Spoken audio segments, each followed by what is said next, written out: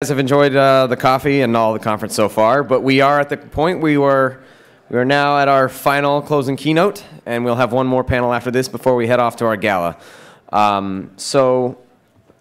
This next speaker I actually had the pleasure to meet back in 2008 when he was the executive director of the National Space Society, and he asked me to do some calculations regarding the orbit of the ISS and how you could change it.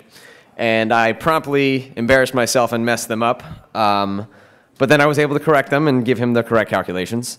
After serving as the executive director of NSS, he moved to the chief of staff of NASA.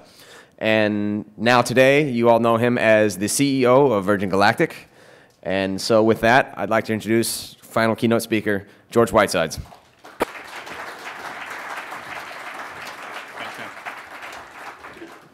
Well, good afternoon, everybody. It's great to be here.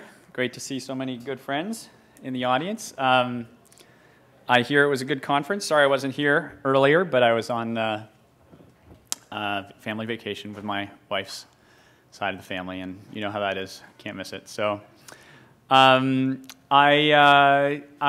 look forward to giving you a little update on what we're doing at Galactic and the spaceship company today. We got a couple of videos, one of which is you may not have seen at least all of. So we'll show you those things. But yeah, so I'm always very grateful to come back to the Space Frontier Foundation because I really credit them for a lot of my career. You know, they were very supportive early on when I was starting Yuri's Night with Loretta. And Rick and Bob and everybody have been, and Jim and everybody have been, you know, doing God's work for a long time, and you know, really deserve a lot of credit for that. I think the interesting thing is how much credibility this conference has now. I mean, let's be serious. You know, 5 or 10 years ago, this was a pretty weird conference. I'm mostly kidding for those of you who are old timers, but you know, the credibility and the folks that are here now, and the young people who are here now, and the fact that you have center directors and all these really big cheeses coming to speak and talk, I think is a great indication of how far this community has come and how the ideas that really were born, I think, largely in the Space Frontier Foundation and other space advocacy organizations have slowly seeped into the minds of policymakers at a national level, and that's fantastic. That's good because those ideas are true and right and deserve to be listened to. So that's a very good thing. Okay, so I've got a presentation. Try not to repeat myself too much. So just to get everybody in the mood and also to let the people getting their coffees come in, I thought I'd start with a short little bit of video. Do we have the sound on, Ben? We'll see. Okay, so if I press this button, theoretically, you turn it up at all, or no, this is sort of what it is. Okay. This is just a flavor of Galactic for a minute.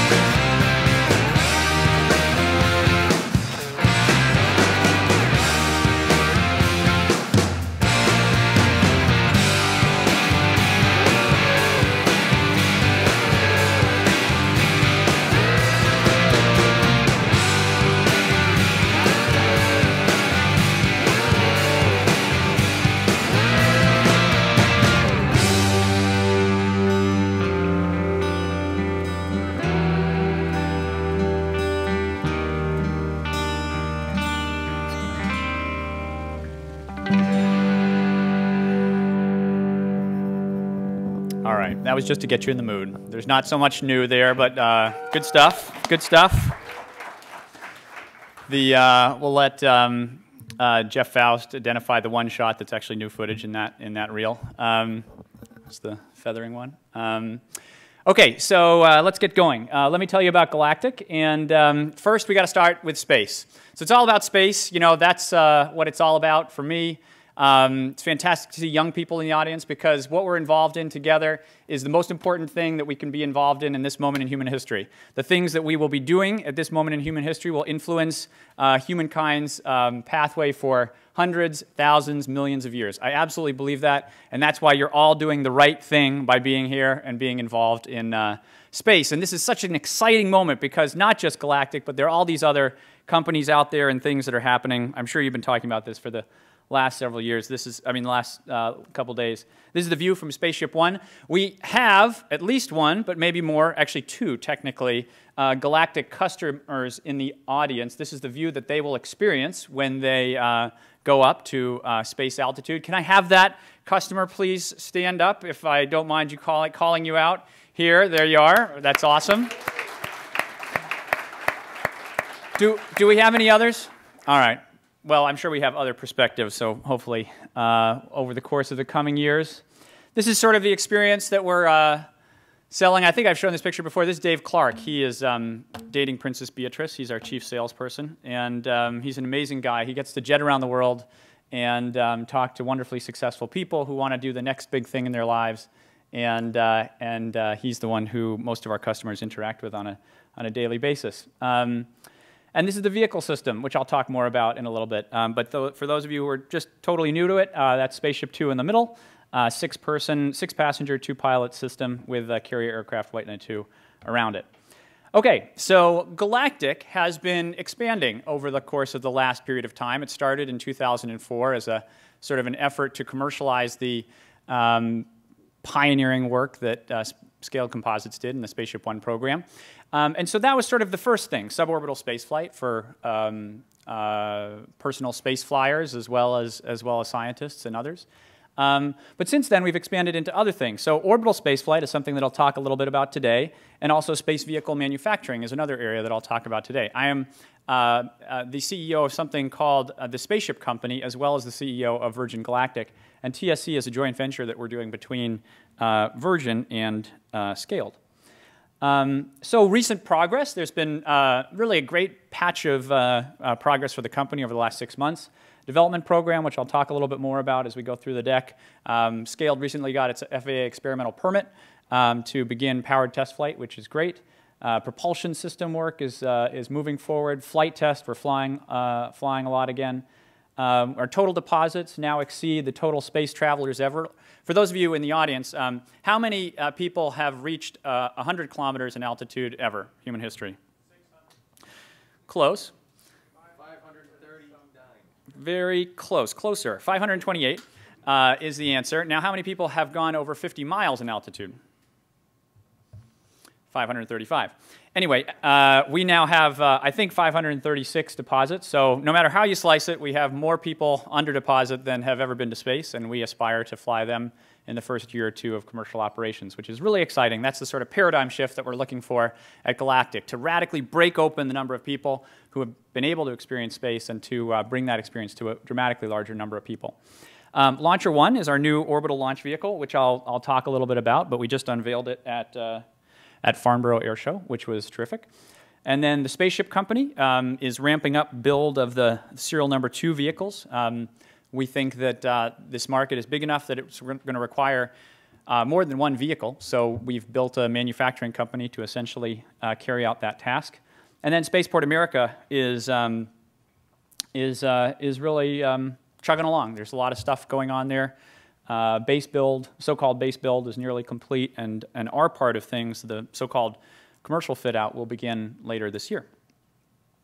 Okay. Here's some pictures of things that have been happening. Pictures are always good. Upper left for you is a picture of a rocket motor test at Sierra Nevada, which is our contractor for the rocket motor system. On the right is a picture of the rocket motor being fired in something called, well, it's basically the ground test stand. So it sort of mimics the back of Spaceship Two. We want to test out all the propulsion stuff before we actually put it in Spaceship Two for our first powered flight. So that's a nice picture of that. Bottom left is David Mackay, who's our chief pilot, a former RAF Harrier test pilot, and all-around fantastic guy. He was a Virgin Atlantic captain for many years. He recently flew for the first time in Spaceship Two, which was a major milestone for us. Obviously, Scale has some of the best test pilots in the world, but someday our guys are going to have to fly it in commercial service. And so integrating our pilots, we have 2 now and probably a few more over the next few months, is a really important milestone because that transition, you know, you don't just sort of step into flying the vehicle on day 1 and then take people to space the next day. That's a many-month process to sort of get to know the vehicle, and that was a big milestone for us. That was a picture of the glide fight in the middle that Dave did, and then it's sort of unexciting, but for the space engineers out there, that's a big tank that we recently had delivered a few months ago, which is exciting as well. Very high-tech tank. Very expensive tank. Okay, so Spaceport. There's a nice picture of Spaceport America. Some of you maybe have even been down there. Last fall, we did a dedication event where we had Richard Branson dedicate it with his kids, Holly and Sam. They abseiled. They rappelled off the side of it with a dance troupe that we engaged. And that was a lot of fun and good progress going on there as well. Okay, Farnborough. So just a couple weeks ago, we were over at the Farnborough Air Show where we unveiled our first orbital venture, which is called Launcher One, and it's a small satellite launch vehicle aimed at sort of the 500-pound size vehicle. It will cost less than $10 million. We haven't announced a formal public price for it yet, but it'll be less than $10 million. That's our customer group there who attended. It was a fantastic time. We also brought a full-scale mock-up of Spaceship Two, which was a lot of which was exciting. And anyway, instead of talking to you about it, I thought I'd show you a video that we cut of Farnborough and Launcher One. So let's see if this works.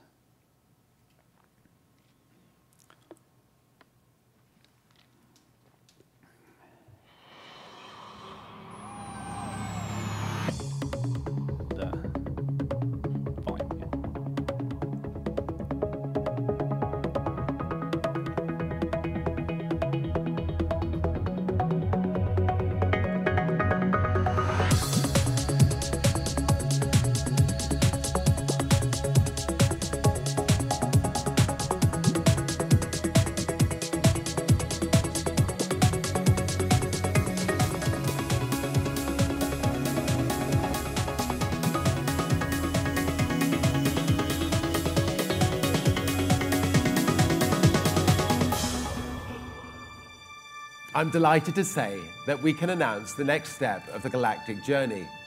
It's a step that's been made possible by the continuing and fantastic funding support from our equity partner, Arbor, a step which will bring great long-term benefits to our existing Spaceship Two program. It will unlock new technologies, it will create new jobs, and it will help fast-track the potential of space as a powerful force of positive change. In the past year, we've established a highly experienced core team and have completed the initial design phase of a brand new launch vehicle, which is our very first orbital vehicle. A vehicle that will put small satellites into space much more efficiently, much more cheaply, and more reliably than ever before. And we've named her Launcher One. Over the last few decades, advances in technology have revolutionized the way we live, work, and play. And this also means that satellites can now be much smaller, much smarter, and much more powerful. But one big obstacle remains: the old and inefficient method used to get satellites into orbit. But all that's about to change. Say hello to Launcher One, a revolutionary launch vehicle at a revolutionary price from Virgin Galactic.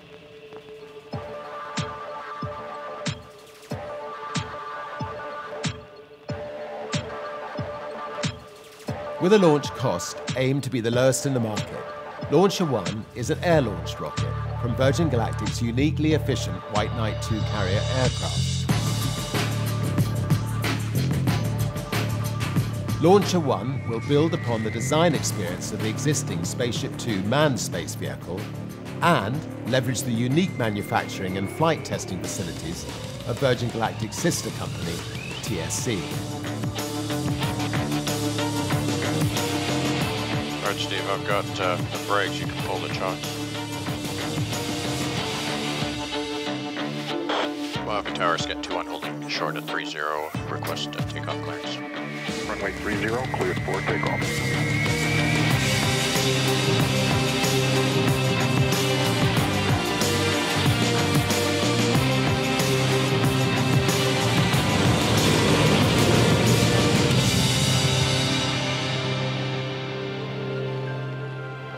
The pieces are all in place to transform the business of satellite launch.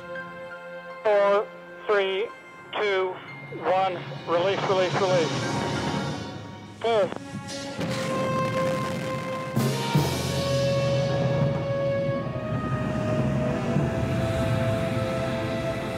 Paired with purpose-built small satellites, Launcher 1 will enable scientists to tackle global environmental challenges with unprecedented speed and precision.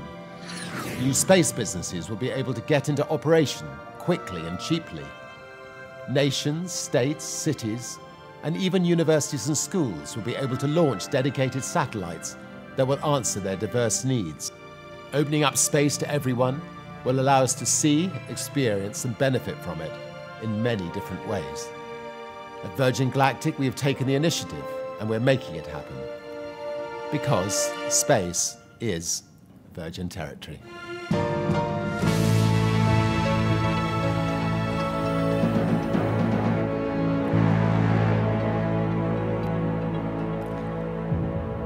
Okay, so yeah, cool stuff, right? Yeah, we're really excited about Launcher 1. We think it's going to be a fantastic new business area for the company, and I think the area of small sats is like really going to be one of the big things coming up over the next 10 or 20 years. And what's exciting, sorry, if I can do this. So those are just some stills from the video that we did. Is the partners and the customers that we've already started off with. So we've got, we publicly announced 4 entities that have put down deposits for launches. Those are Skybox, Geooptics, Planetary Resources, and Spaceflight Services. And the interest that they expressed was in the dozens, if not hundreds. So that's very exciting, I think, for us. The idea that if you design something that does the right thing at the right price, it's going to have a massive market interest. We also announced that we were working with 2 companies who build small satellites today who are going to work with us to design buses that will be optimized for the Launcher 1 system.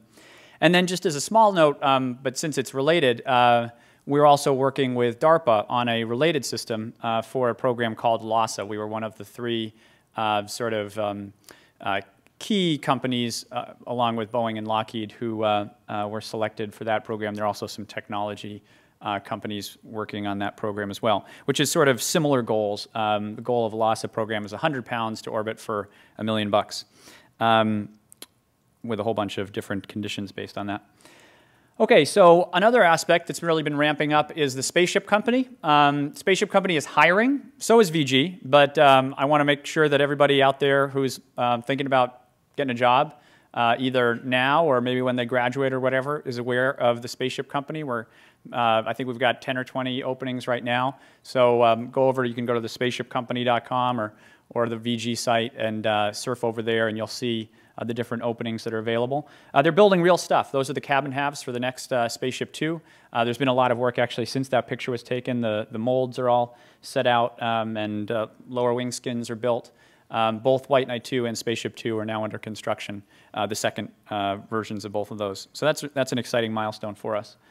Flight test, as I said, we're actually flying a lot. We fly so much these days that I almost have trouble keeping track of the different things. But basically, we're going to be doing a lot of glide flights over the summer, and then and maybe a little into the fall, and then we'll take the vehicle down for a bit, integrate some of the rocket systems, and then shooting for a powered flight roughly by the end of the year. Okay, This is the last thing, and it's Grew just up it's close mostly enough to oriented Cape Canaveral that I was able to for watch the young all people. of the shuttle launches This is a short from when I video was a youth about until I the was a people teenager. who are Growing working up, I at pretty VG. much always knew So I we'll wanted close to be with an that. engineer. Well, I was maybe atypical. I could never decide between being an astronaut or being a veterinarian. You know, I read about X1 and X15 and the amazing things that have happened in the skies above here in the past. And so to come out here and be doing something similar is just amazing. My father worked in aviation. He designed wind tunnels to test airplanes in. So I used to go and tour the facilities that he would be in charge of building. I definitely wasn't a space geek, but I'm becoming one. It's pretty infectious, this project, in terms of how exciting it is, how audacious it is, and it's hard not to be affected by the collective experience that we're having as a company. So why don't we start with just the flow for how we do the day in terms of... I'm Julia Tizard. I'm the deputy to the VP of Operations. That means that I'll be managing a lot of the flight and customer operations out at Spaceport America. I came to Galactic straight out of my doctorate, so I have a doctorate in astrophysics, which I don't use on a daily basis, but it's what got me interested in space in the first place and how I came to work for Virgin. I use the word fun and cool a whole lot in this job. I think it's appropriate. I joined Virgin straight from NASA. Part of my job description was to be the final go, no-go in mission control from a programmatic decision. I did that for the last 3 years of the Space Shuttle program, launched the last 12 shuttles. So everything from shuttle landing through launch, the processing of those vehicles was under my watch. One of the best things I did, I think, in my old job was to get to go put those folks in space and accomplish big things. And I will always carry that on my resume, but I think it'll be replaced by the chance to be part of the team that gets to fly more people in space than ever before. My name is Dave Mackay. I'm chief pilot for Virgin Galactic. Like many people, as a young child, I saw the Apollo moon landings and I was inspired by the adventure of that whole project. You know, I'd always really wanted to be part of some sort of manned spaceflight project. To me, it's my childhood dreams coming true, getting involved with this project. I'm Jarrett Morton. I'm the Senior Integration Engineer for Spaceship Two rocket propulsion. The most recent program I worked on was the first test flight for the Ares 1 rocket. Afterwards, I kind of looked around and quickly realized the only people leaving the Earth to go into space were going to be riding on a Virgin Galactic spaceship. And I thought, wow, that's pretty cool. How do I get involved in that? My job is to set up the 2 production facilities to build future Spaceship 2s and White Knight 2s. When I walked into this building a little over 2 years ago, first of all, I was terrified. It was me and 6 other people in a big empty hangar, not a single thing in it. And today you can look around and see that this place is full of activity. We've got tools, fixtures, parts, real spaceship parts sitting behind me. It's night and day. How exciting is it for somebody to come and say, hey, I want you to set up the world's first commercial spaceship factory? I feel like I won the lottery. The other question about The most exciting part of what we're doing right now is we're making real stuff. So we are making prototypes of seats and testing them in real time right now. My name is Adam Wells. I'm head of design at Virgin Galactic. We are literally trying to reinvent something, or we're trying to invent something that hasn't existed before. The unknowns are not easy to get your head around. We walk around every day in a 1G environment, and we take a lot for granted in that situation. I think the experience that we're planning is so different that it's a unique design environment that none of us really have huge amounts of experience in being able to sort of predict exactly how that's going to be. Well, it's incredibly exciting to be sitting in these prototype products and to imagine what it's going to be like using them in the environment. The fun thing is we get to sort of change the things that we don't like and make a better and better product. This is a huge year for the design team because it all becomes real this year.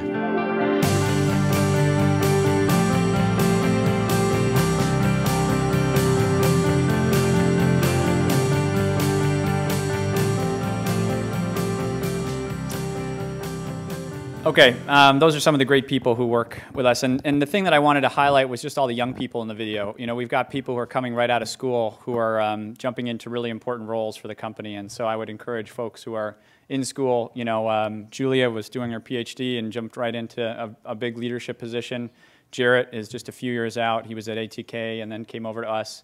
Really talented folks who are now really building this system and these systems. Both Spaceship 2, White Knight 2, and now Launcher 1. So it's a really exciting time for the company. I think I tried to save maybe 5 minutes for questions. So why don't I pause there? Thanks for your time, and look forward to answering any questions you might have.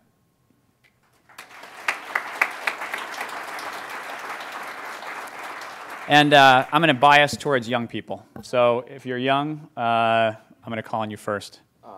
Just want to say a quick word. While we're answering questions, can we go ahead and get the next panel set up and ready behind George while he's answering these questions? I don't see any young people. No insult to the people who are raising their hands. There's one. Okay, got it. This is on. All right. Good afternoon, sir. Todd Campbell from NASA Ames, rising student at Virginia Tech. Concerning your various aircraft and spacecraft, they're all very aesthetically pleasing, and they're very beautiful to look at. In terms of design, how much should ergonomics play into that systems? Well, you know, I think we're getting into a lot of ergonomics now as we build the pieces that will go inside the spacecraft, in particular, the things that the customers will use. And I mean, that's a really important thing. You know, we're thinking a lot about how do people get back in their seats after they've gotten out of their seats in zero-G. And so that guy in the video, Adam Wells, is our chief designer, and he's thinking a lot about, I'd love to connect you with him if you're interested, because it's a major issue right now, ergonomics. Okay, Ben. So that was the first I had seen officially come out of Virgin Galactic about Launcher 1. Do you have an estimated date when that's going to be ready for business, and what the estimated cost for that 500-pound payload will be? We think 2016. Hopefully we'll have test flights in 2015, and it's going to be less than $10 million. Other questions? You, sir. You're relatively young. Maybe not quite as young as the guy directly in front of you, but that's okay. Names for the rest of the Spaceship 2 variants? I'm sorry? Names for the rest of the Spaceship 2 variants? Thoughts? Oh, like what's the second serial number going to be called? Yeah. We don't know. We have a bunch of different ideas. Some people think it should be named after, well, I'm not going to speculate. We have a bunch of different ideas, and we'll see what we end up with. Obviously, the first one is called Enterprise. Good question, though. If you have any good suggestions, let me know.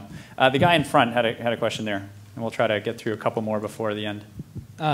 Alec Devereaux from the University of Colorado. 2 quick questions. Number 1, do you get a ticket on this, or do you have to wait until everyone else goes first? That's your first question? Or Yes. did you have 2 questions? Yes. Okay. Do you want the second I'll one? answer that question. Yeah, give me the second one, too. Second question is looking at the interior design and stuff. Are you guys, it's a little different from some of the other people because they're looking at astronauts and kind of science payloads, whereas yours is more of a commercial aspect. Are you guys talking with airlines or NASA, or where's kind of your influence coming for designing the interior cabin layout for ergonomics and the tourists going on them? It's a great question. So that's a more important question than the first question. So I was a customer first. In 2005, I bought 2 tickets. Second question, yeah, the guy who was featured, the chief designer, or sorry, whatever his title is, the head of design, he designed the interior of Virgin America. I don't know if you've flown on Virgin America. And then also helped lead the design of the Virgin Atlantic upper class suite. So he's basically coming out of those airlines, taking the knowledge that we've learned as a sort of a group, as a Virgin entity, and applying the lessons that are relevant to that, but also floating around in space is a totally new thing, which we don't try to do on normal commercial aviation flights. So we're trying to do new things there too. But good questions. Thank you. Time for one more. How about you, ma'am? Yeah. Hi. So earlier, Dr. James Ruther talked about innovation in having a launch port, and with this spaceship, Spaceport America, how are you making things cheaper, and what are the innovations in Spaceport America? That's a good question. I mean, I think the primary innovations in cost will be largely around the space system itself rather than the spaceport. The spaceport, in essence, for us, is a terminal facility and a runway. So it's not dramatically. It's specially designed for us, so it should be very good from that perspective. But I think the innovations in cost are primarily around the use of an air launch system, a fully reusable system, and a system that takes off and lands horizontally. Which we think will lead over time to cost savings. The other major cost driver for us is that we have 6 people in it, so we can divide the cost of each trip by 6 people. And we think that those things will eventually, over time, lead to really good deals for people who want to go into space. So that's a great question. Thanks for it. Charles and Jeff, I'll answer your questions after the talk. So thanks so much. Appreciate it.